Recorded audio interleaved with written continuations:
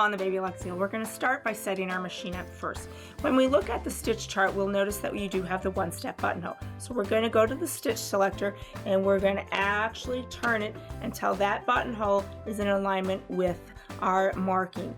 This indicates that we will be sewing out a buttonhole. The next thing we're going to go do is we're going to go down to our stitch length and we're going to adjust that position until we get the buttonhole image aligned again with that mark. This actually adjusts the density of your button. So we're going to start a little bit closer to the 1 if we need to adjust that density.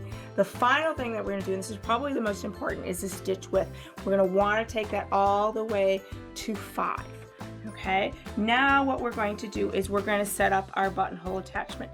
And if you notice when you look at the buttonhole attachment, you have that pin. What this pin does is it connects with the presser foot holder.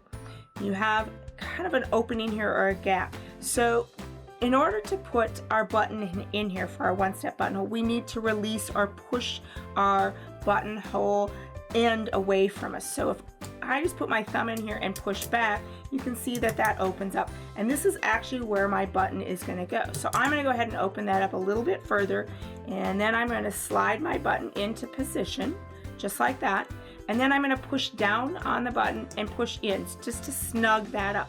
So my button hole is going to be this distance.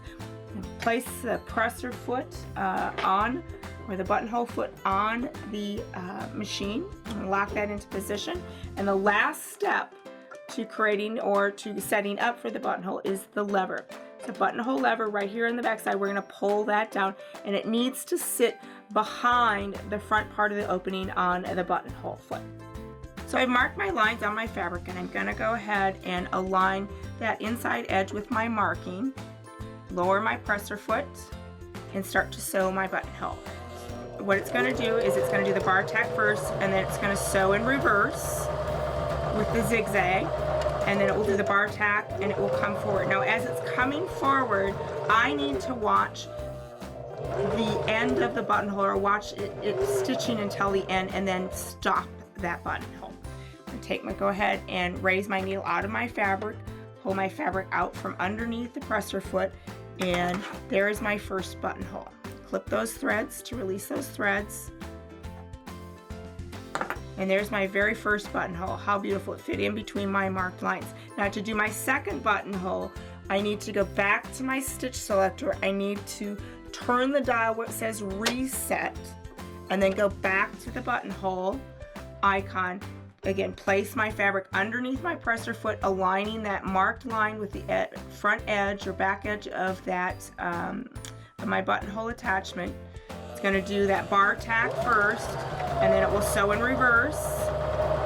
When it gets to the top, it will do the bar tack, and then it will come forward. And as I get closer to the end, again, I need to stop stitching at the end of the bar tack.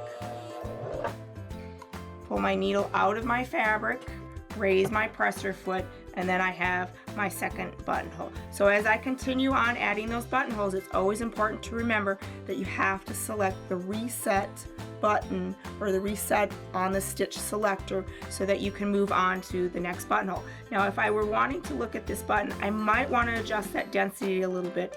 I had that set at close to 1, so I might go 1 click a little closer to 0, and that would tighten up some of that stitching. So that's how a one-step buttonhole is done on the Baby Lock Zeal.